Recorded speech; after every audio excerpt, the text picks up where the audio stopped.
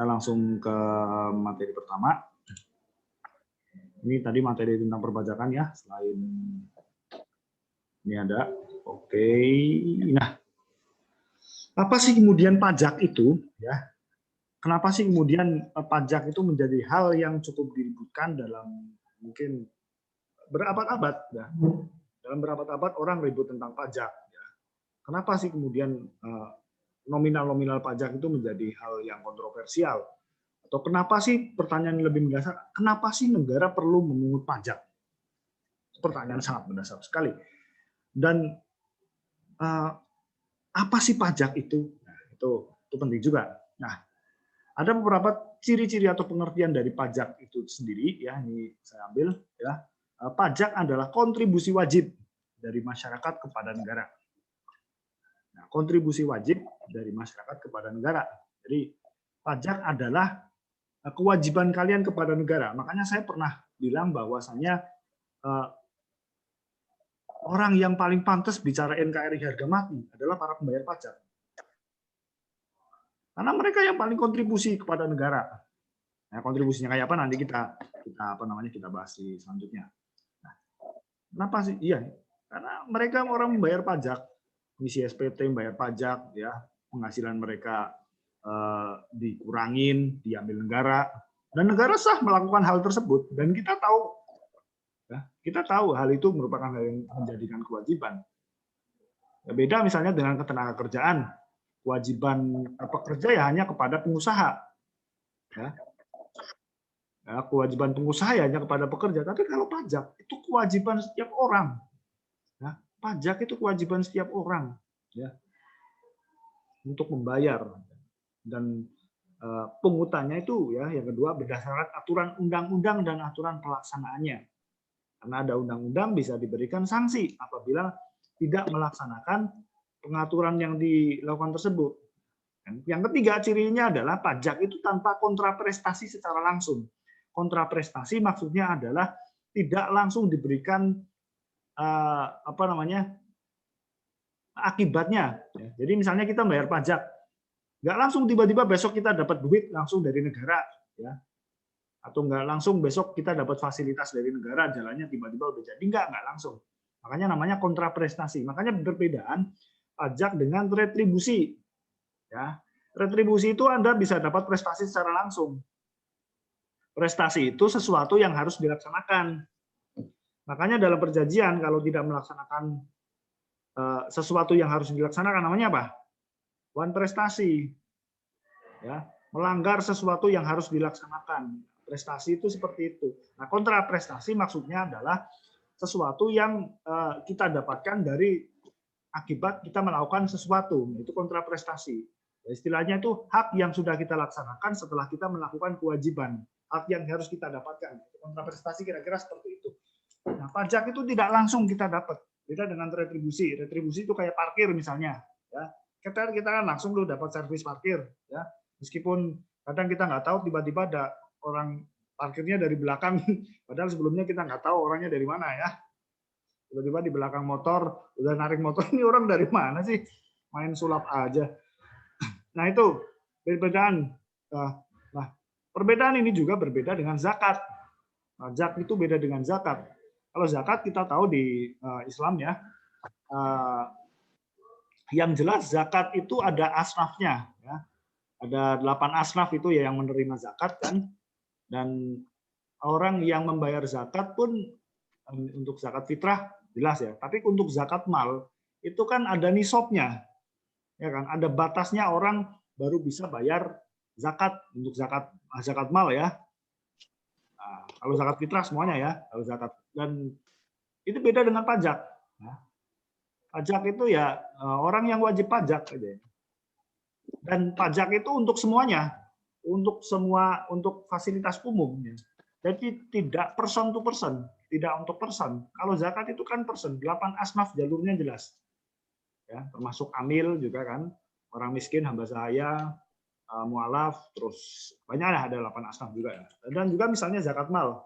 Zakat mal ada nisabnya, ada batasnya. Misalnya Anda belum mencapai batas ya nggak wajib zakat. Nah, ini beda dengan pajak, gitu kan.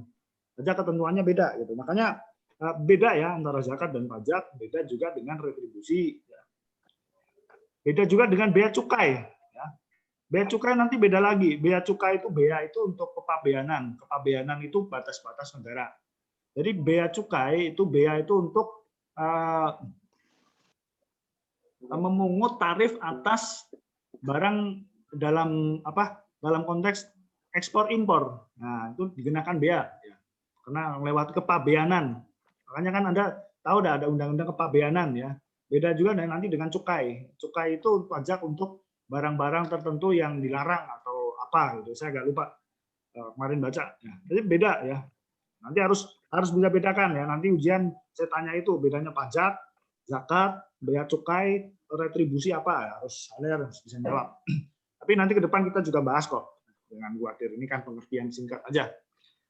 Kemudian itu tanpa kontraprestasi secara langsung, kemudian dipungut oleh pemerintah pusat ya, maupun oleh pemerintah daerah. Dan terakhir digunakan untuk biaya pelaksanaan pemerintah dan kemakmuran rakyat. Jadi untuk untuk kemakmuran rakyat ya, untuk banyak orang. Ya. Jadi nggak hanya untuk satu orang aja gitu.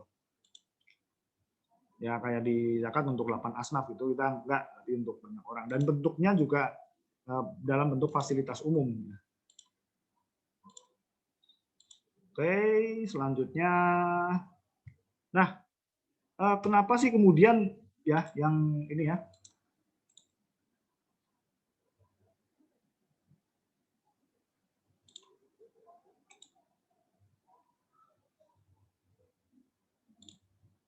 Kenapa kemudian pajak itu harus dipungut negara, ya, dipungut pemerintah pusat negara?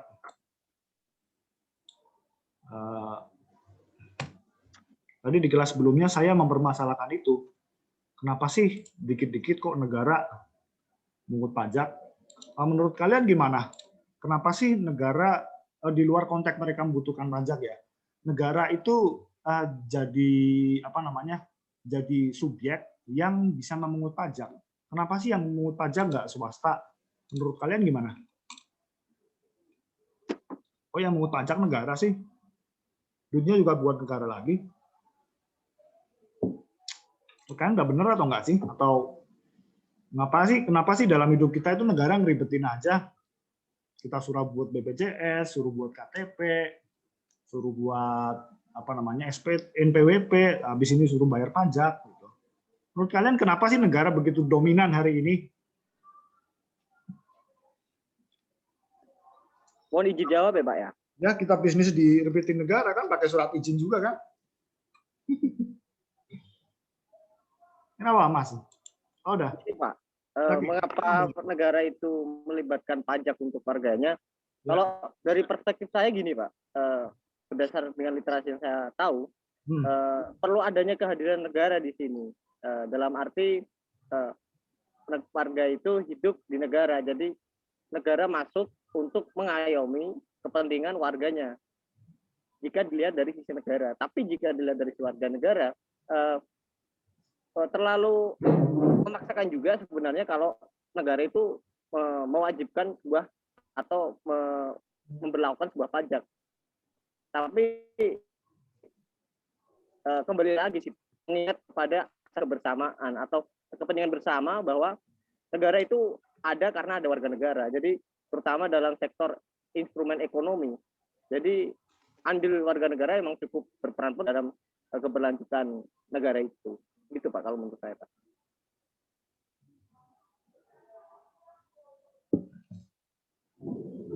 Nah, oke.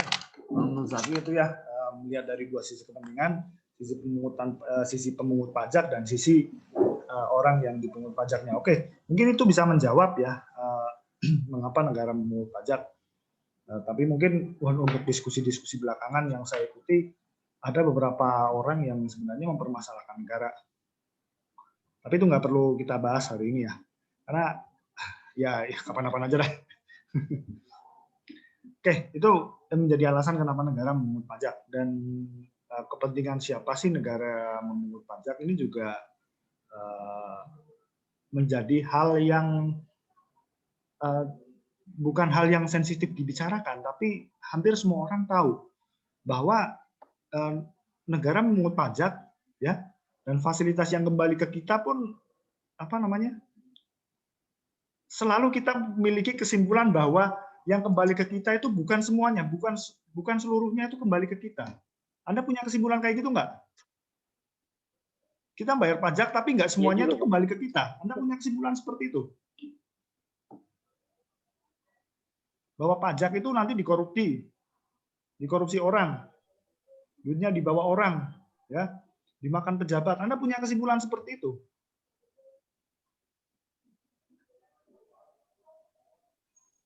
Punya kesimpulan seperti itu enggak?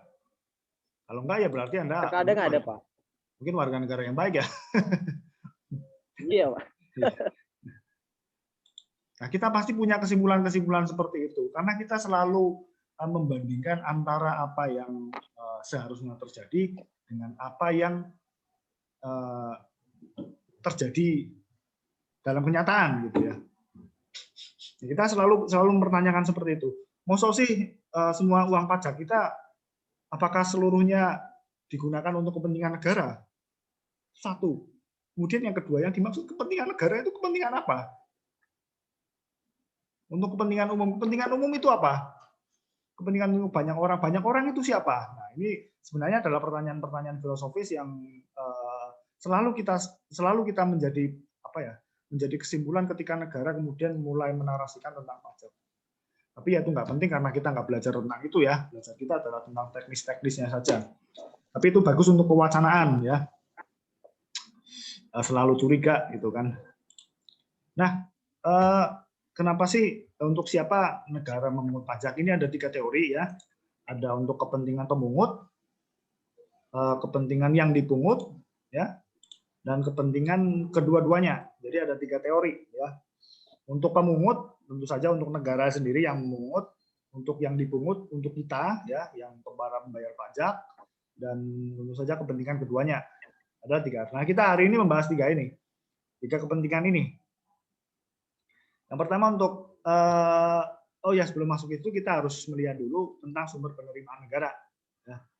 Sumber penerimaan negara itu ada 3 yang jelas, yaitu ada komoditas sumber daya alam atau SDA, pinjaman luar negeri dan dalam negeri, yang terakhir adalah pajak.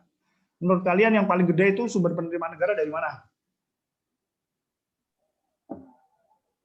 Dari pajak itu sendiri, Pak. Berapa? Berapa persen? 50% kalau nggak salah, Pak, yang saya tahu. 50% kalau nggak salah. Kurang 50%? Iya, Pak, kurang lebih seperti dalam persentase 50%-an lah. Ya, gede ya, gede. Makanya ada PNBP ya, penerimaan negara bukan pajak, dan penerimaan negara dari pajak. Ya memang pajak memberikan porsi besar dalam menerima negara, dan yang membiayai negara untuk kepentingannya sehari-hari adalah dari itu, dari penerimaan pajak. Oke, komoditas sumber daya alam, oke, kita punya minyak, ya, tapi kita jualnya minyak mentah, bukan minyak matang.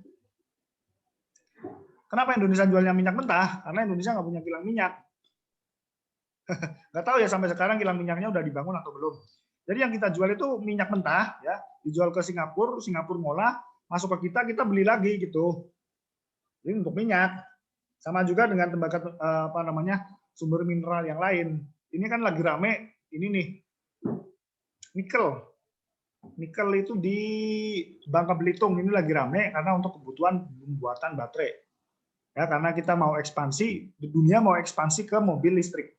Jadi butuh baterai. Indonesia lagi dianu. Ya mereka beli mentah. Yang namanya beli mentah ya murah. Ya, makanya untuk sumber daya alam, karena politik hukum kita nggak kuat-kuat amat, ya, makanya harganya ya murah. Gitu. Untuk sumber daya alam, dan sumber daya alam itu bisa habis. Yang mungkin beberapa puluh tahun lagi habis itu adalah batu bara. Itu diprediksi 2050 habis batu bara. Jadi nanti PLTU nggak beroperasi lagi. Kita beralih ke pembangkit listrik alternatif ya. Ya bisa surya, bisa air, bisa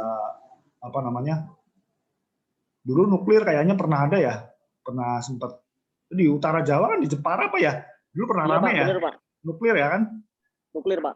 Bener. Nah, nuklir itu sempat rame. Karena kita punya SDM nggak punya nuklirnya. Sempat rame tapi nggak jadi akhirnya kan. Ya teknik nuklir di Indonesia cuma satu di UGM. Ya lulusannya nganggur juga ya, mau jadi apa? Kasihan. Oke, untuk komoditas sumber daya alam mungkin bisa habis ya. Pinjaman luar negeri kalau dari situ ya juga nggak banyak juga. Pinjaman luar negeri itu ada susahnya, satu ada bunganya, yang kedua adalah ada prasyarat-prasyarat tertentu di mana kita harus melakukan kebijakan sesuatu agar mereka bisa meminjamkan uang. Contohnya apa? Contohnya tahun 98 ada lembaga donor untuk negara Indonesia namanya ICGI ya. Dan ada kelompok namanya kelompok elips. Itu mereka sepakat bahwasanya mereka akan meminjamkan uang ke Indonesia, tapi dengan syarat Indonesia melegalkan beberapa aturan untuk melindungi kepentingan konsumen. Di antaranya adalah undang-undang kepailitan, undang-undang perbankan, undang-undang hak cipta juga. Beberapa undang-undang ada yang kemudian disahkan agar Indonesia mau mendapatkan dana hutang. Itu nanti baca di bukunya As'ad Said Ali, Gerakan Reformasi. Nanti Anda baca di situ ada semua. Jadi memang beberapa undang-undang itu memang undang-undang pesanan. Kalau kita baca dari politik hukum, kalau dari orang hukum sendiri ya undang-undang pesanan nggak ada. Kita bahasnya dari kacamata politik, ya. Hal-hal semacam itu ada. Nah, pinjaman luar negeri tentu saja bunganya yang cukup tinggi, dan ya kalau memang kita nggak bisa kan harus restrukturalisasi lagi. Ya kan ada penundaan utang itu nggak cuman kita aja kan, ya, udah dapat materi ini belum PKPU. Penundaan kewajiban pembayaran utang kan ada kan. Nah, Indonesia juga itu. Kalau kemudian kita nunda utang, ya udah kamu bikin kebijakan apa yang menguntungkan pengusaha kami di sana, atau yang seperti yang lain-lain, atau kamu bagaimana barang-barang kami masuk tanpa adanya biaya pajak yang tinggi, misalnya seperti itu. Ya, it's politik lah, kita nggak ikut campur seperti itu. Tapi itu resikonya untuk pinjaman luar negeri. Pinjaman dalam negeri misalnya apa, menjual obligasi, ya. Beda ya obligasi sama pajak ya, menjual obligasi ke dalam negeri, ya. Kita dapat surat utang ya, surat utang negara. Surat utang negara, nanti kalau negara untung, negara bayar kamu. Itu sun namanya, sukuk. Nah, itu, tapi itu sekali lagi kalau pinjaman luar negeri itu adalah ada risikonya, ya. Ada risikonya dan ada suku bunganya ya. Dan dolar kan dinamik terus ya.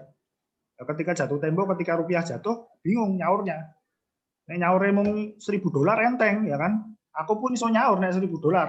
Tapi utangnya kita kan 1.000 triliunan kan, 1.000 triliun dolar. Kalau konversinya kemudian ke dolar, rupiahnya sedang jatuh, nah, pusing uang dari mana. Itu makanya penerimaan negara itu ketika diandalkan dari utang ya agak ramai. Kemudian yang banyak di struktur postur anggaran kita adalah dari pajak. Cuman pajak nggak bisa mengandalkan juga. Anda tahu nggak APBN kita? Ya misalnya nih Desember DPR mengetuk APBN kita itu 3.000 triliun misalnya ya. Itu duitnya ada nggak?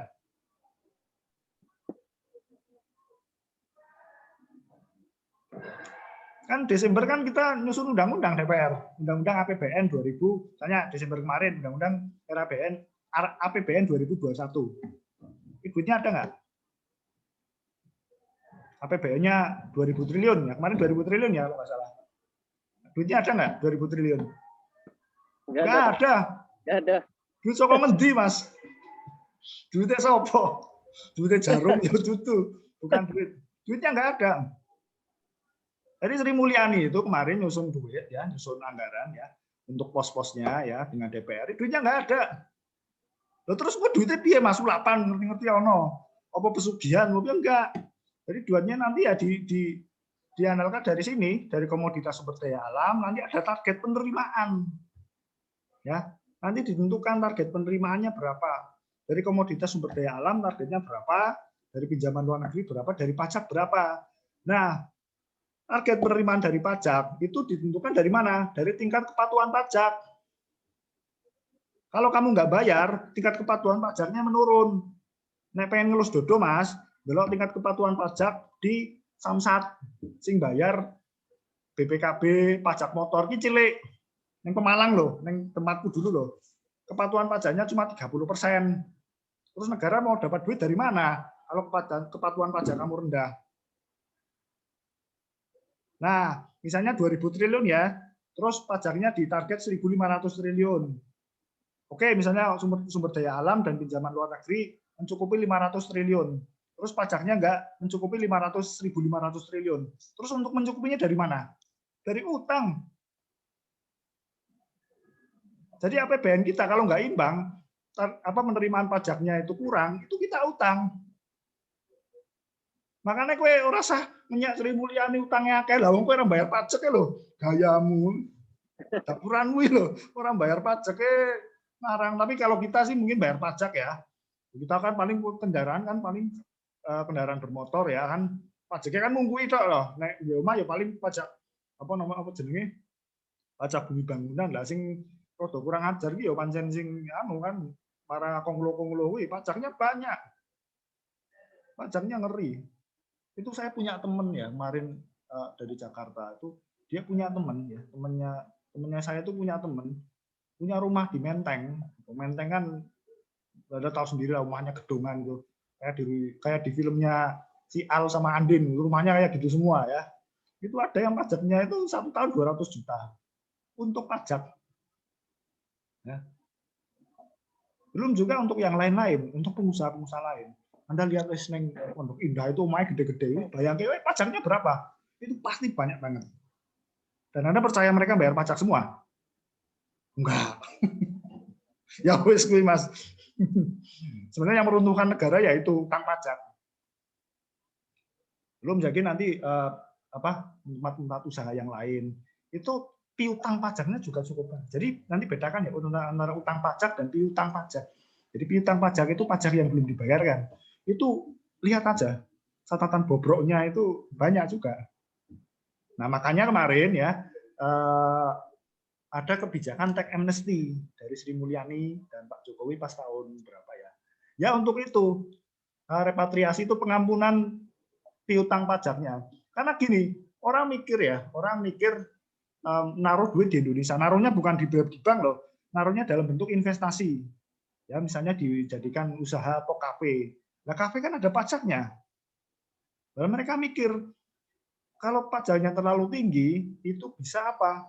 Bisa memengaruhi untuk pengeluaran, sehingga keuntungan saya jadi sedikit. Makanya orang lihat pajak di dalam negerinya, pajaknya gede enggak? Kalau pajaknya gede, mereka lebih enak naruh duit di luar. Ya. Makanya kemarin itu ada kebijakan tax amnesty untuk itu. Yang piutang pajak saya putihkan. Tapi ya delok dhewe ya piutang pajaknya gede-gede sih. Ambil triliunan itu. Ambil berapa ya? Kan targetnya berapa kemarin 6.000 triliun apa ya? Target dari Pak Jokowi kan cuma dapat 150 triliun aja. Jauh panggang dari api kan. Nah, itu salah satu permasalahan di pajak di Indonesia. Ya. Tingkat kepatuhannya itu sedikit. Untuk orang-orang kaya kita yang duitnya nggak terlalu banyak, kita rutin bayar pajak. Tapi untuk orang-orang gede, ya semakin objek yang mereka miliki gede, pajaknya juga gede. Dan mikir, kayak tadi temennya teman saya punya duit setiap tahun harus bayar 200 juta. Lu bayangke, setiap tahun bayar 200 juta kan iso nek orang duit eman-eman lah. Saya 200 juta saya kasihkan ke negara. Mending saya nunggu pemutihan aja. Mikirnya gitu, nggak bayar pajak. Kalau saya misalnya nih, saya kan punya NPWP ya, saya punya NPWP.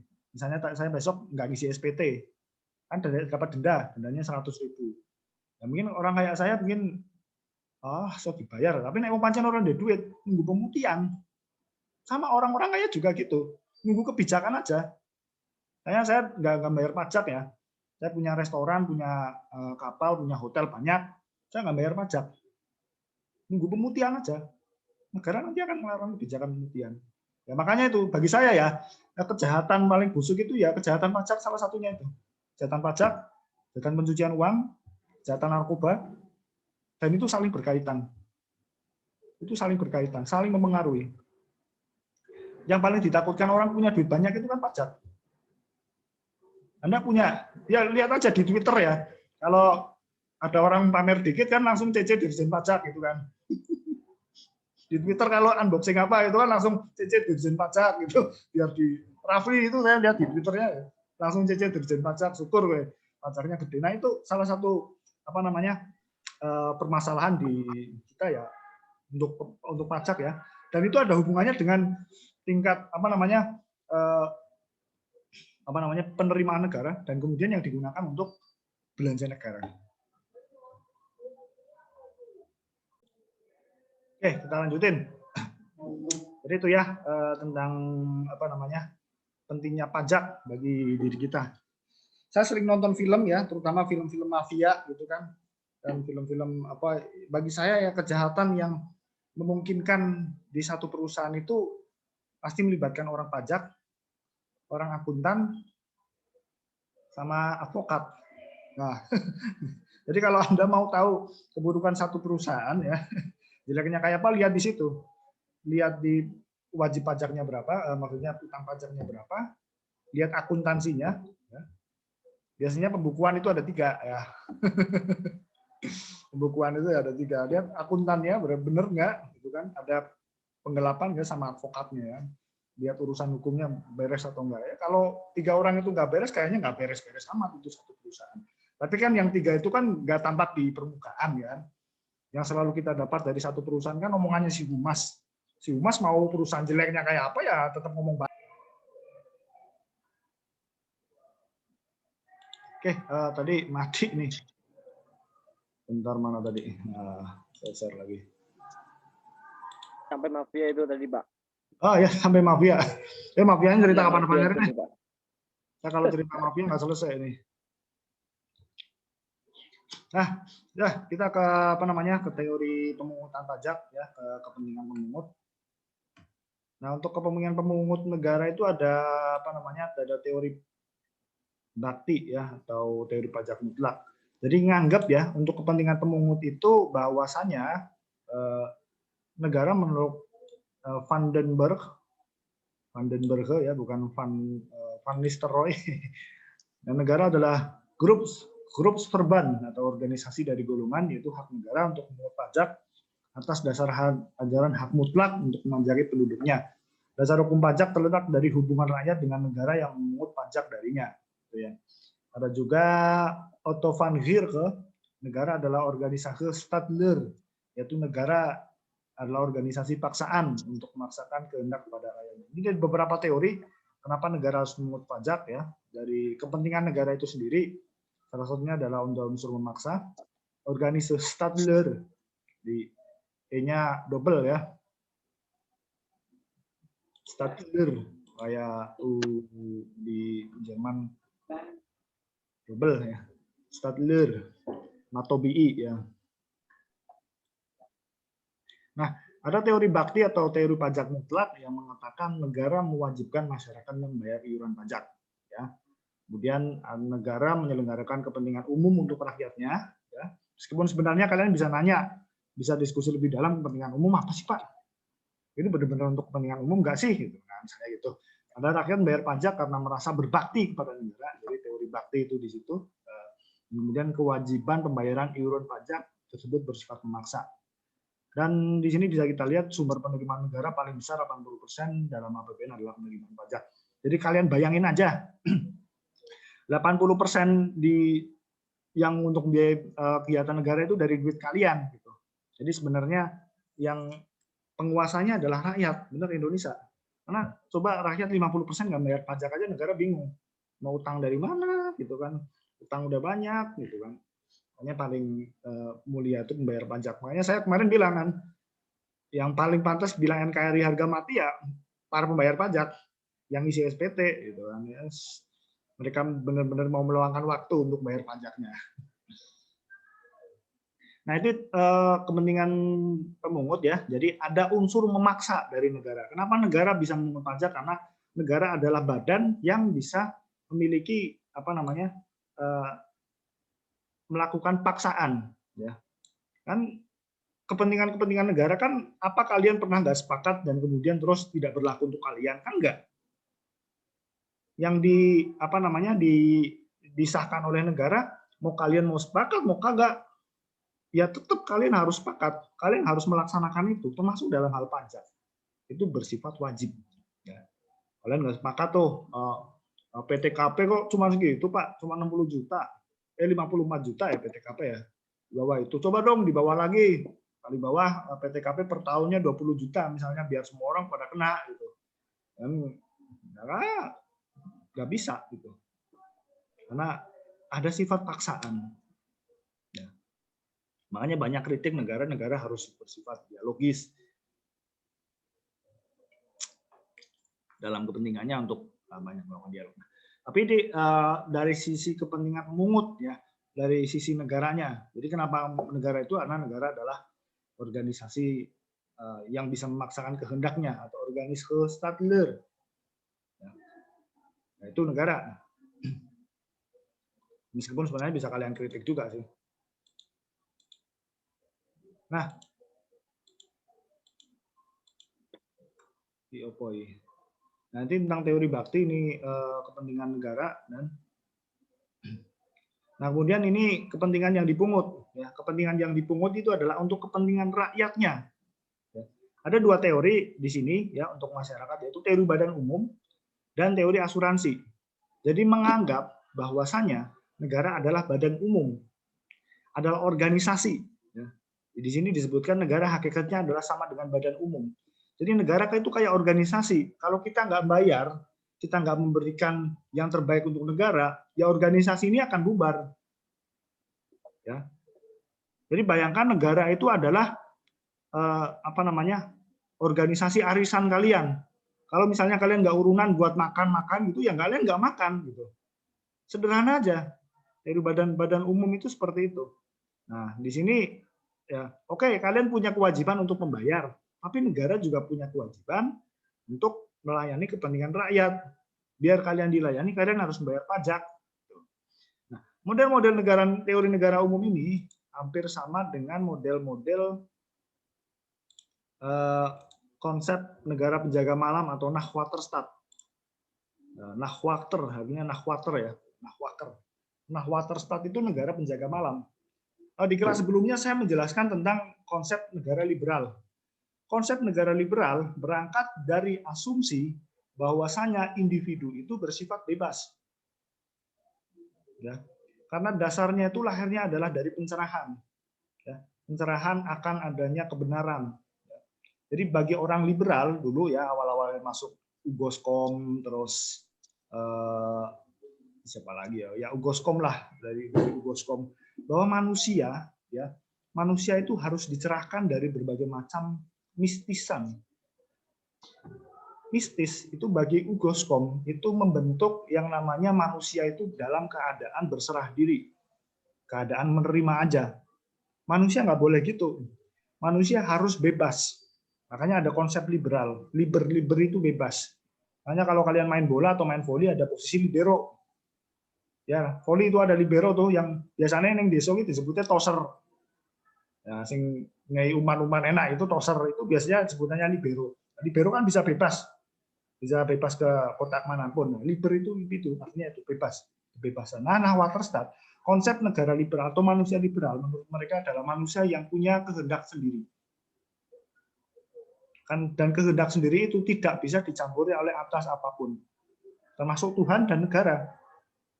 Makanya orang liberal itu adalah orang yang bebas dari segala macam aturan. Mereka menganggap diri mereka itu bisa mandiri berdasarkan diri mereka sendiri. Untuk konsep liberal, termasuk bebas dari negara. Contoh negara liberal mana? Amerika Serikat. Itu negara liberal.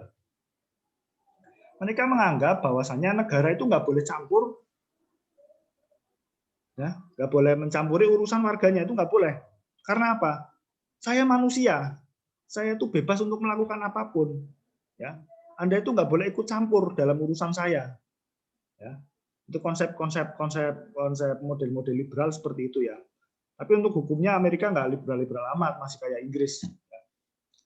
Nah, makanya konsep liberal pada dasarnya itu memisahkan antara kepentingan umum dengan kepentingan privat. Makanya di hukum civil law itu memisahkan antara perdata dan pidana. Pidana itu hukum publik, perdata itu hukum privat. Makanya di perdata itu nggak ada pidana, nggak ada. Karena itu hukum privat. Negara pada dasarnya nggak boleh ikut campur dalam urusan apa namanya urusan pribadi setiap orang, nggak boleh ikut campur. Nah, terus negara buat ngapain? Negara dibayar rakyatnya untuk melindungi kepentingan warganya. Dari apa? Dari kesewenang-wenangan warga yang lain. Ya. Misalnya nih, saya liberal ya, saya di Amerika, sama Mas Zaki juga di Amerika. Mas Zaki terus ganggu saya, itu nggak boleh. Ya, ganggu saya nggak boleh. Terus saya ganggu Mas Zaki juga nggak boleh, karena itu saya ganggu haknya Mas Zaki. Mas Zaki juga ganggu hak saya. Nah, itu dalam konsep liberal, negara boleh bisa intervensi dalam hal itu apabila ada individu kemudian mencampuri urusan individu yang lain. Nah, itu nggak boleh. Nah, termasuk di Belanda itu ganja itu boleh legal. Karena itu urusan pribadi, negara nggak boleh ikut campur. Masuk kayak kumpul kebo, terus hal-hal yang lain lah yang menurut mereka sangat sangat bebas. Karena mereka bebas dari norma. Kalau kita kan nggak bisa. Masa ganja halal, masa narkoba halal, kita kan nggak bisa. Karena kita terikat apa? Kita terikat pada norma. Kalau liberal enggak. Liberal itu nggak terikat dengan apapun. Terikat dengan diri mereka sendiri. Nah, konsep negara liberal seperti itu. Jadi negara itu hanya diposisikan untuk melindungi kepentingannya mereka. Ketika manusia individunya itu nggak bisa ngapa-ngapain, jadi kayak dalam posisi tidur, makanya namanya negara penjaga malam. Jadi negara hanya hadir ketika kamu itu nggak bisa ngapa-ngapain aja, udah. Negara dalam perang, kan warga negara nggak bisa apa-apa, yang bisa maju kan negara, ya kan? Kalau ada bencana alam, negara baru ikut campur, karena nggak bisa ditangani secara individu. Makanya namanya negara penjaga malam. Nah, makanya di Amerika kritik itu sangat bebas sekali. Sangat bebas sekali. Ini nanti beda dengan negara komunis. Negara komunis kebutuhannya itu dijamin semuanya oleh Central Committee. Oleh negara itu semuanya dijamin. Tapi kamu nggak boleh kritik. Ya. Nah, jadi Cak Nun ini perbandingannya. Nah, di negara liberal ya, kamu itu boleh kritik sekeras apapun. Tapi mangan boleh dewe. Ya bener toh, negara liberal mangan cari sendiri. Kamu bersaing secara apapun ya silakan. Kalau di negara komunis, kamu itu nggak boleh mengkritik, tapi makan disediakan oleh penguasanya. Itu negara komunis itu sudah, kamu makan itu nggak bakal ada kelaparan, makan itu disediakan semuanya. Ya, tapi sama semua. Dan di Indonesia, kamu nggak boleh kritik, ya, tapi makan cari sendiri. Perbedaannya di situ ya. Ini jari Cak Nun ya. Ya kan nyono itu kamu nggak boleh kritik, ya kan? Kritik kena undang-undang ITE. Tapi kamu makan cari sendiri, ya. Nah, itu model-model konsep negara malam yang diadopsi menjadi teori badan umum atau ya itulah teori badan umum yang menyatakan ya kelompok itu harus melindungi kepentingan dari anggotanya. Ada juga model negara asuransi, ya. Model ada premi ya dari negara itu bertanggung jawab melindungi dan melayani seluruh kepentingan jiwa dan harta benda masyarakat. Sama kayak perusahaan. Ini model-model kepentingan masyarakat itu model-model negara liberal banget. Jadi ada imbas balik ya. Ada premi yang harus dibayarkan sebelum yang dipertanggungjawabkan terjadi. Jadi menurut teori asuransi ini negara itu kayak perusahaan asuransi.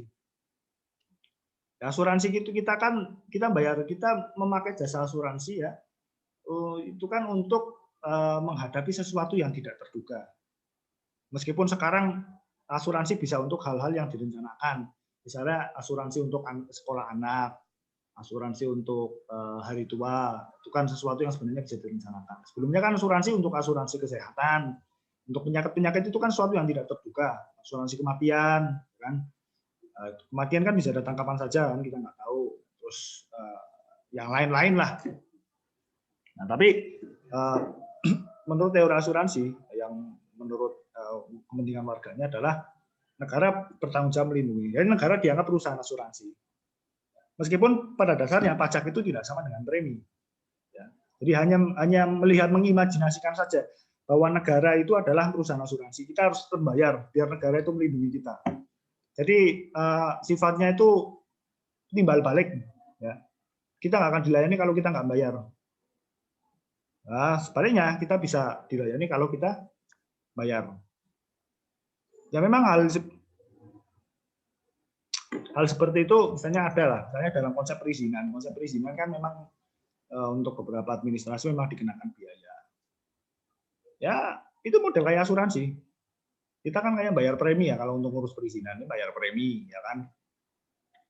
Ya kalau kita memang nggak ngurus perizinan ya nggak akan diuruskan kan.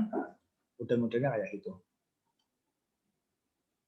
Nah, ini modelnya gini, teori badan umum. Jadi anggota ngasih iuran ke badan umum. Jadi ini kayak negara ya. Kemudian negara ngasih kepentingan anggotanya itu apa aja. Dan ini warga negara ya sama ya. Similaritasnya warga negara ngasih pajak ke negara, negara baru ngasih kepentingan ke warganya. Jadi ada semacam prasyarat kita agar dapat kepentingan. Kalau di sini ya, kalau di teori sebelumnya kan negara kan kewajiban dari sisi negara kan ini kewajiban saya mengut pajak dari kamu biar kamu itu dapat kepentingan gitu kan. Nah, kalau di sini itu ada, kalau saya lihat ya ada semacam prasyarat untuk dapat kepentingan harus bayar pajak dulu. Jadi ini kasihan misalnya orang-orang nggak buat bayar pajak. Tapi ini kan hanya teori saja. Nah, teori asuransi ya hampir sama kan. Ada prasyarat untuk mendapatkan ganti rugi, untuk premi negara juga sama. Tapi memang untuk pajak ya sekali lagi saya katakan memang tidak tertuju langsung karena bukan retribusi ya. Pajak ya untuk kepentingan umum banyak orang. Nah tapi ada kelemahannya bila terjadi resiko atau kerugian memang tidak ada ganti rugi dari pemerintah dan ya susah ya menentukannya ya. Dan kemudian untuk teori ini tidak ada unsur paksaan seperti yang saya katakan tadi, tidak ada unsur paksaan.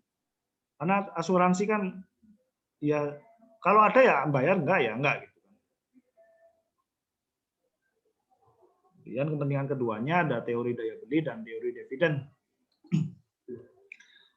Teori daya beli diibaratkan kayak pompa, yaitu ngambil daya beli dari masyarakat, ya masyarakat dalam anggota kecil, kemudian disemprotkan kembali ke masyarakat. Jadi ini berdasarkan daya beli seorang tanpa memperhatikan besar penghasilannya. Setiap orang dikenakan pajak yang sama beratnya, pajak yang harus dibayar. Menurut gaya pikul seorang ukurannya adalah besarnya penghasilan dan besarnya pengeluaran yang dilakukan. Jadi untuk kepentingan keduanya itu kayak gini. Jadi negara kayak alat. Negara itu kayak alat, kayak pompa yang ngambil uang dari bawah tanah,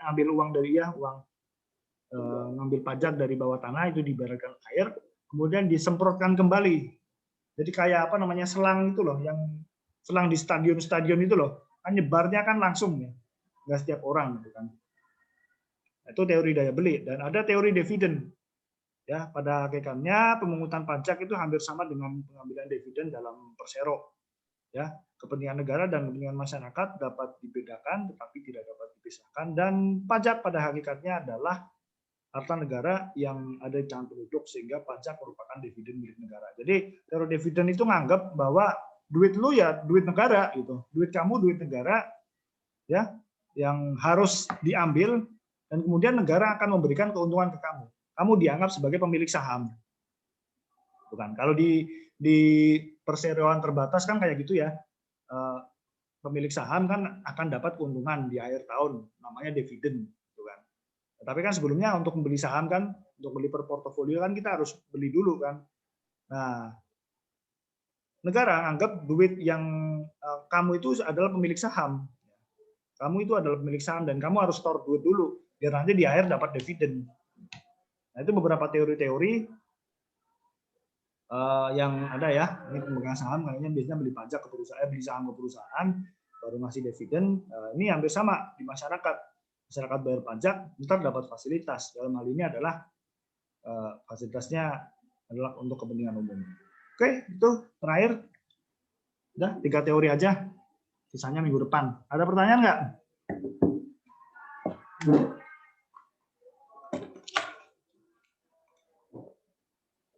Pak, saya mau tanya. Ya, Mbak Yohana. Itu tadi kan Pak dalam meminjam uang itu loh Pak ke negara lain. itu mengapa suatu negara meminjam uang kepada negara? Bukankah suatu negara tersebut bisa mencetak uang sebanyak-banyaknya? Apabila tidak bisa mencetak sebanyak-banyaknya, kira-kira alasannya apa, Pak? Terima kasih. Jadi gini, Mbak, dasar kita nyetak uang itu berdasarkan simpanan emas atau simpanan devisa kita. Jadi duit itu ya, duit ini bukan uang, ini mata uang gitu. Jadi yang kita cetak, jadi BI itu nggak boleh nyetak kalau simpanannya juga nggak banyak. Simpanan dividen itu bisa dalam bentuk emas, sumber daya alam dan yang lain-lain. Kalau kemudian yang uang yang beredar itu lebih banyak dari dividen, dia bisa inflasi. Negara bisa kolaps. Nilai tukarnya bisa jatuh banget, Mbak, sama negara lain. Jelasnya agak susah ya, inflasi gimana. Jadi intinya duit itu kita nggak boleh nyetak sembarangan. Ada aturannya. Aturannya sama, yang atur itu BI. Ya. Jadi setiap tahun nyetak berapa itu berdasarkan devisa. Kan kadang ada penarikan mata uang tuh. Ya. Biasanya untuk itu ganti mata uang yang sudah rusak itu digantikan yang baru. Kemarin kan nyetak uang baru itu disesuaikan dengan simpanan juga. Jadi ini sebenarnya kalau dulu ya, yang setahu saya ya, uang ini sebenarnya adalah berdasarkan simpanan kita di bank. Jadi dulu kan nilai tukarnya kan ini emas ya. Kita misalnya punya emas, kita simpan ke bank. Nah, bank itu nanti ngasih namanya uang, bukan uang tapi kertas bahwa kamu itu nyimpen uang di bank, nyimpen harta kamu di bank, harganya segini. Dan uang ini bisa ditukarkan untuk kebutuhan sehari-hari. Jadi pada dasarnya sama, transaksi kita adalah transaksi saling tukar, ya. Transaksi saling tukar sama aja. Gitu sih kalau dari saya sih, saya agak susah jelasin untuk inflasinya, Mbak. Pak, mohon izin bertanya, Pak. Iya. Jelas ya, Pak, voice-nya, Pak. Biye, pertanyaannya biye. Gini, Pak. Tentang tax amnesty, Pak. Terkait dengan tax amnesty. Nih, kalau dipandang kan dari asas kemanfaatan, itu terkait dengan peningkatan penerimaan anggaran, Pak. Nah, gimana upaya memberi keadilan? Wajib yang mana pajak yang telah diampuni harus membayar uang tebusan, serta harus ada komitmen penegakan hukum yang tegas. Nah, ini pertanyaan seperti ini, Pak. Bagaimana sih, Pak, apabila kebijakan tax amnesty saat ini diragukan kemampuannya untuk mampu memberi peningkatan kontribusi terhadap penerimaan negara, serta meningkatkan investasi di Indonesia, Pak, kaitannya dengan investasi. Karena apa, Pak? Karena kalau dipandang juga perspektif dari yang lain, ini kebijakan tax amnesty ini dianggap tidak memberi keadilan terhadap wajib pajak yang patuh, Pak. Seperti itu, Pak. Ini menurut Bapak gimana nih, Pak? Ya karena orangnya nggak patuh, itu aja sih. Orangnya nganggap gini, para pengusaha gede itu mikirnya gini, karena naruh duit itu kan nggak hanya lihat aturan pajak juga ya, tapi juga lihat faktor keamanan juga kan. Nah di Indonesia ini ya faktor politiknya kan dinamik banget ya, dinamik artinya dalam hal ini kepemimpinan itu bisa berubah kapanpun dan itu sangat mempengaruhi pasar. Bukan pasar kliwon ya, tapi mempengaruhi perekonomian internasional lah, itu istilahnya ngono lah. Angel jelaskan dari awal. Ini saya yakin kalian tahu lah yang dimaksud pasar. Faktornya banyak untuk kemudian orang itu mau meletakkan duitnya dimanapun. Uang banyak, jaminan orang ketika dia punya uang banyak itu apa? Rasa aman. Nah, orang mikir lagi, mau nanam di Indonesia, rasa amannya kurang.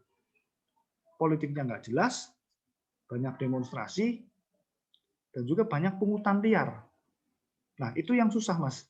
Saking ini, Mas, paling murah toh. Nah, pengen usaha dengan modal-modal di atas 1T, paling nggak ya dia punya orang keamanan. Itu realitas bisnis di kita. Dia harus punya keamanan dan ngopeni orang keamanan itu banyak. Gangguan-gangguan seperti itu banyak. Pernah dengar cerita orang pengusaha Jepang ke Indonesia itu bawa yakuza. Karena mereka mikir bisnis di Indonesia itu nggak aman. Nah, kalau dari sisi penegakan hukum, pemerintah bisa menjamin untuk tidak memberikan pungutan-pungutan yang semacam itu, ya mungkin aman. Tapi kan susah.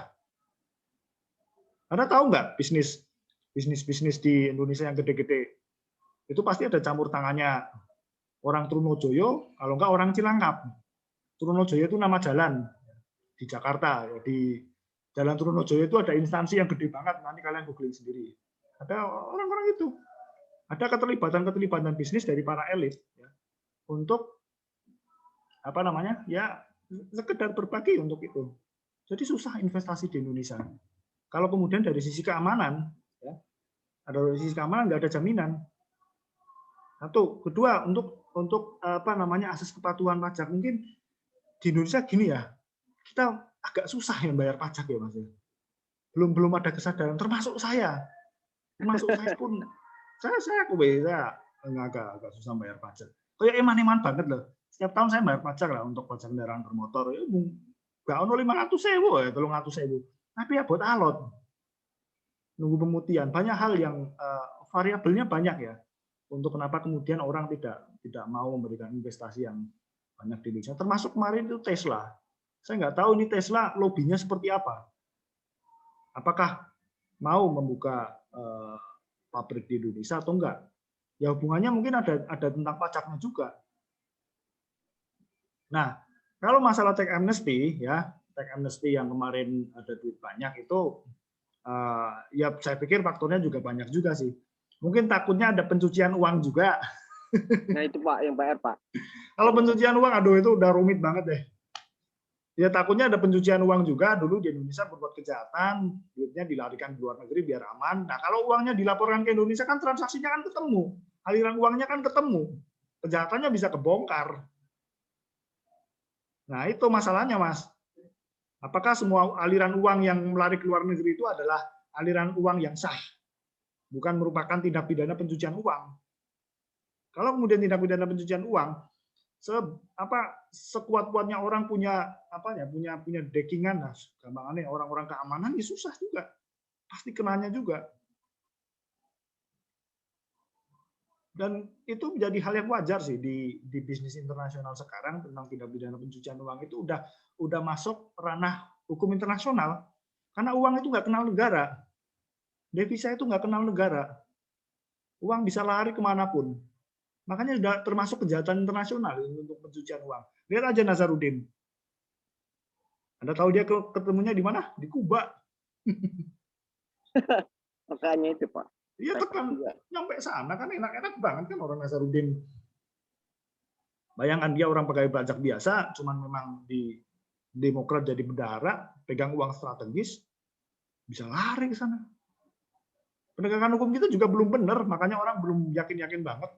Harun Masiku itu berapa? Udah 1 tahun ya nggak ketemu. Nah itu penegakan hukum yang lemah, ya kan? Penegakan hukum yang lemah dan lemahnya juga pengawasan, terutama dalam hal keamanan, ya, membuat orang mungkin mikir 2 kali bisnis di Indonesia. Nggak usah jauh-jauh deh, yang ya bisnis di pasar aja. Tarikan-tarikannya juga banyak kan, tarikan-tarikan non resminya, apalagi yang gede-gede. Iya kan, apalagi yang bisnisnya omsetnya kayak itu PT sebelah kita kan, PT di dekat kampus kita kan, omsetnya gede banget. Keamanannya juga gede. Nah, itu bagi saya ada banyak faktor ya, ada banyak faktor kenapa kemudian untuk tax amnesty itu memang tidak optimal. Idenya bagus, saya pikir bagus. Untuk para piutang pajak, orang yang punya utang pajak di Indonesia, agar oke lah kamu putihkan, kamu bayar segini aja nggak apa-apa, utang kamu saya hapuskan, tapi uang kamu masuk ke Indonesia. Ya memang setelah dilihat ada sekitar dana potensial sekitar 6.000, tapi yang masuk kan cuma 150 kan, itu sangat jauh sekali, jauh dari target kan, targetnya berapa ribu gitu ya. Hal yang gagal seperti ini kan bagi saya menyakitkan ya. Untuk iklim investasi di Indonesia belum welcome lah. Saya pikir belum welcome. Kenapa kemudian teks amnesty susah? Ya ditambah juga kepercayaan kita terhadap pengelolaan pajak. Sebenarnya gini sih, kalau kemudian pengelolaan pajak itu bisa benar kayak di luar negeri, orang bayar pajak berapapun mau. Saya yakin kalau trust pemerintah di mata masyarakat itu bisa meraih kepercayaan. Saya yakin bayar pajak berapapun orang akan mau. Contohnya di Eropa itu pajaknya ngeri semua. Anda tahu Wayne Rooney itu dulu main di Liga Inggris, pajaknya 45%. Rooney per pekan gajinya berapa ya? 150 pound sterling, 150 ribu pound sterling, ya sekitar 3-4 miliar lah. Pajaknya gede, 45%, hampir separuhnya dimakan negara. Tapi Anda tahu di Inggris untuk untuk program sosialnya itu bagus, untuk kepentingan sosialnya itu bagus. Jadi duitnya memang benar-benar kembali ke masyarakat. Makanya mereka berani bayar berapapun. Ada yang namanya dana sosial. Ya, di sana ada yang namanya dana sosial. Biasanya untuk ngopeni iki lho Mas, gelandangan, para lansia, orang-orang yang nggak punya rumah, itu diopeni negara bener. Di beberapa tempat itu dikasih makan. Bahkan saya pernah itu lihat dokumenter tentang penanganan rumah sakit di Inggris. Rumah sakitnya itu ini gratis. Rumah sakitnya gratis di Inggris karena memang pajaknya gede dan kembali ke itu untuk kesehatan. Dan ada loketnya, tapi meskipun gratis ada loketnya. Tahu Anda loketnya buat apa? Buat ngasih duit ongkos buat pulang. Jadi segede itu trust orang-orang terhadap pajak, karena mereka pajak itu uang banyak dan mungkin sekali korupsi uang pajak mungkin malunya minta ampun, mungkin malunya 7 turunan. Di kita mah bodoh amat. Jangankan uang pajak, uang arisan aja lumbat. Iya kan? Longgar, Pak, iya. Nggak usah pajak lah. Nggak usah pajak. Saya pikir kita belum punya manajemen orang yang bisa ngelola duit banyak. Sekali nyekel duit banyak, godaannya gede juga. Anda pernah pegang duit 10 juta? Kalau pernah pegang, mesti godaannya gede, asli. Meskipun itu bukan duit Anda. Alah 100 ribu buat beli some juga nggak kelihatan. Nah, mungkin kayak gitu. Mental kita itu belum terbentuk buat ngelola duit gede. Di sana memang udah lama ya di Inggris itu. Makanya kalau Anda lihat ya, negara paling makmur di Indonesia itu di dunia itu negara-negara Skandinavia. Negara Inggris ke utara, Denmark, Norwegia, Swedia. Karena mereka sudah lama hidup dalam masyarakat yang bisa mengelola itu. Masyarakatnya sangat komunal, ya. Karena dulu kan mereka kan masyarakat yang ini ya terpencil ya di Eropa Utara kan dulu dingin banget dulu. Mereka terbiasa hidup secara komunal. Semuanya kebutuhan dijamin oleh kelompok, tapi dengan syarat anggota kelompoknya itu bayar lebih. Makanya Muhammad Hatta itu belajar tentang koperasi itu ke Eropa Utara. Itu benar-benar kiblat. Eropa Utara itu benar-benar kiblat untuk hidup sehat, itu kan. Terus hidup sejahtera itu di Eropa Utara. Lihat aja indeks negara-negara di luar negeri, indeks negara-negara di dunia. Untuk hal yang positif ya, nomor 1 mesti negara-negara Skandinavia. Inggris ke atas, Irlandia Utara. Itu kan padahal kayaknya mungkin negara ekonominya kuat juga enggak kan. Lagi-lagi kalau kita ingat ekonomi kuat, lagi-lagi Cina, Amerika. Tapi untuk kayak kesejahteraan itu lebih bagus Denmark, lebih bagus Swedia. Lihat aja, nomor 1-2 mesti negara-negara Skandinavia. Karena itu mereka sudah lama jadi masyarakat yang hidup komunal. Ya. Satu terluka, yang lain bela gitu ya. Di kita kan kayaknya bodoh amat ya. Kita belum kayak gitu kan. Ya ada orang susah ya syukurin dah. Malah bersyukur orang susah di sini. Kita belum punya kemampuan itu, Mas. Belum punya kemampuan mengelola duit banyak ya. Mungkin kalau kasus korupsi nggak ada ya, mungkin kita mau kepatuhan pajak akan meningkat. Gampangnya gini, ya sering main lah ke warung kopi. Coba tanya, Pak udah bayar pajak? mungkin kesimpulannya sama, pajak yuk dikorupsi mas. Kesimpulannya gitu. Itu artinya apa? Mereka nggak punya trust sama negara, nggak punya trust. Coba kalau duitnya nggak dikorupsi, mesti bayar pajak berapapun bayar. Saya yakin berapapun bayar. Mungkin saya juga sama. Pajak motor misalnya ditingkatkan 100%. Kalau memang nggak ada korupsi, saya bayar asli. Tapi saya nggak percaya amat. Pengelolaan negara saya nggak percaya amat. Iya kan? Karena kita merasa bahwa kita itu punya kontribusi, dan ketika kontribusi kita dihianati itu sakitnya minta ampun. Tapi kan kita biasa dihianati ya, jadi biasa aja. Coba kemarin ada korupsi dari batubara, kan kemarin ada koruptor. Marah atau biasa aja? Kayak marahnya dikit kan, biasanya aja lebih banyak biasa aja lah, korupsi meneh. Kemarin korupsi dari Sulawesi Selatan. Telepon kita ya, korupsi meneh. Kita udah semacam sampai tahap kita itu banal terhadap kejahatan. Bukan marah. Ya korupsi meneh, biasa. Menjadi hal yang biasa, bukan hal yang istimewa. Jadi kejahatan itu sesuatu yang biasa, sesuatu yang banal. Atau istilahnya apa tuh filsuf Jerman, saya nggak lupa, the banality of evil, kejahatan yang sangat banal, sangat biasa. Dalam kejahatan pajak mungkin sama ya, kita nggak tahu ke depan kayak apa ya. Doakan aja lah Dirjen Pajaknya orang bagus ya, punya sistem yang bisa korupsinya bisa terhenti gitu. Saya doakan sih gitu ya. Amin, Pak. Tapi mimpi saya dulu kalau mau jadi PNS, dia PNS pajak. Gajinya gede, Mas. Tunjangannya lumayan ya. Bisa umroh tiap bulan, bisa. Tunjangannya lumayan ya. Ya meskipun nggak kayak hakim, tapi tunjangannya lumayan untuk Dirjen Pajak. Saya dulu punya saudara juga di STAN ya. Dia tahu lah untuk Dirjen Pajak. Pernah cerita sih gini. Ya kalau nggak nakal aja, duitnya udah banyak. Apalagi kalau nakal. Nggak nakal aja duitnya udah banyak, pasti nggak nakal. Ya intinya itulah. Saya yakin untuk sekarang senior-senior saya juga banyak di Dirjen Pajak. Saya yakin orangnya yang punya integritas. Ya saya percayalah untuk ke depan akan lebih baik. Tapi memang mohon maaf ya belum dapat trust banyak dari masyarakat untuk hal pajak, sehingga ya gimana? Ya bukan salah Dirjen Pajak juga sih. Sebenarnya bukan salah Dirjen Pajak juga. Mereka kan cuma ngumpulin duit, ya kan? Mereka cuma ngumpulin duit. Terus habis itu serahin ke Menteri Keuangan yang bagi.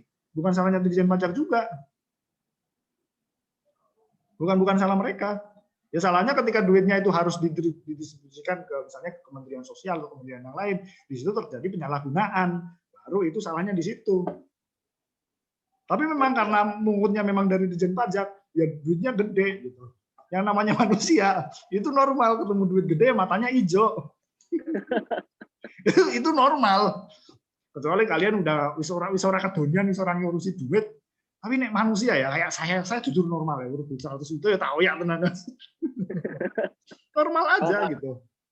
Ya makanya dulu ada training di kementerian kan kayak gitu, biar kita punya integritas. Ya duit lah ya, tapi memang harus disadari bukan kita. Banyak kok, saya tahu kok banyak orang yang di kementerian yang punya integritas bagus. Setahu saya banyak juga yang nggak kayak gitu. Mungkin mereka orang-orang bagus, orang-orang pilihan lah. Kalau saya sih nggak mampu, makanya saya kalau ditawar jadi menteri nggak mampu lah. Saya punya udah 3 hari udah korupsi kalau saya. Tahu pos anggarannya banyak. Kalau saya ya, orang saya nggak kuatan sama godaan, gitu kan. Jadi nggak hanya kemampuan kita mengelola negara sebenarnya, tapi kemampuan kita menahan godaan itu juga gede loh. Jadi pejabat loh. Bayangin Anda tiap hari megang duit 10 juta ke atas.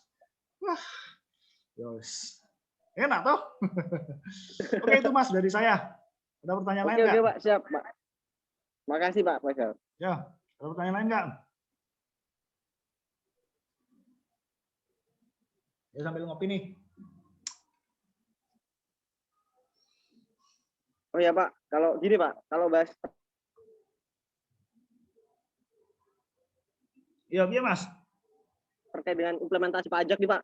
Pajak ini kan merupakan instrumen ekonomi yang penting, yang vital, Pak, buat negara kita, Pak. Terlebih tadi kita lihat nih, Pak, 50% itu aset kita dari pajak. Nah, apalagi ini masuk dari pendapatan nasional. Ketika suatu negara memiliki pendapatan yang lebih tinggi dari pajak, misalnya akan lebih banyak pekerjaan yang diciptakan, pengangguran terkurangi, pendidikan, pelayanan kesehatan juga dapat tercapai, dan juga hal-hal lain juga dapat tercapai. Nah, apabila Pak instrumen untuk pendistribusian pendapatan menjadi masalah yang terberat saat ini pada ekonomi, nah di mana Pak yang semakin kaya makin kaya, yang miskin makin miskin nih Pak. Nah, ketika pajak menjadi instrumen untuk mengurangi ketidakmampuan atau ketidakcocokan pendapatan, nah kalau dilihat dari aspek kacamata terpengaruh tidaknya kesejahteraan masyarakat saat ini bagaimana nih Pak?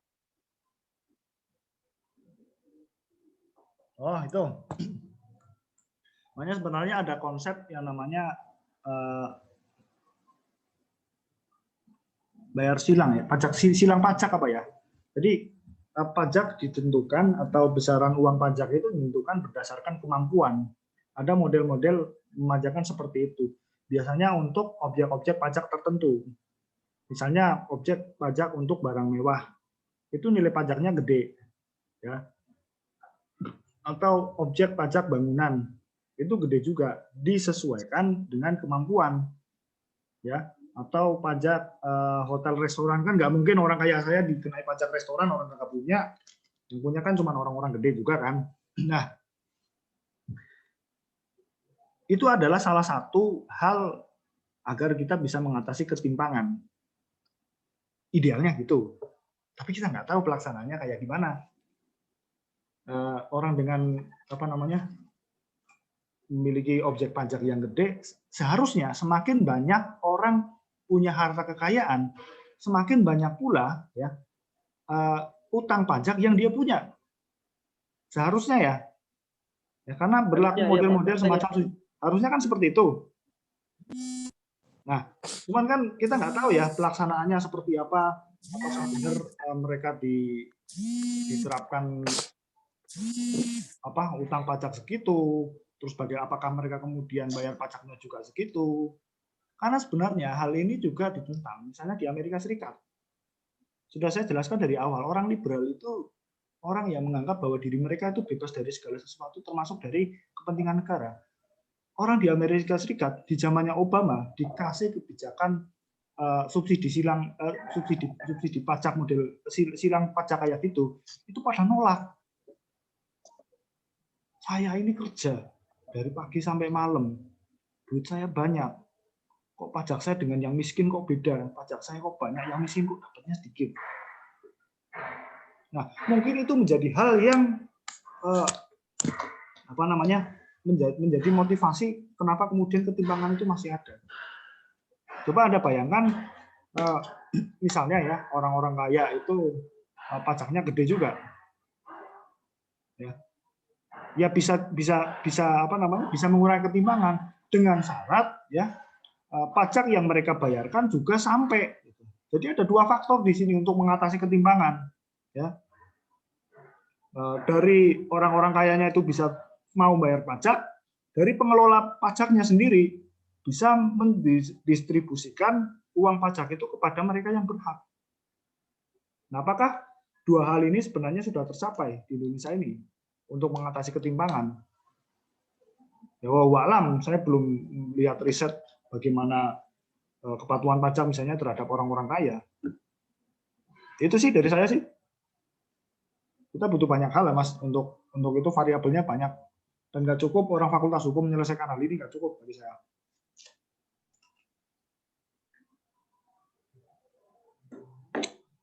Analisanya terbatas.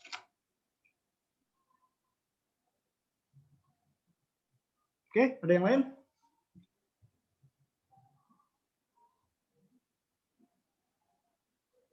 Cukup?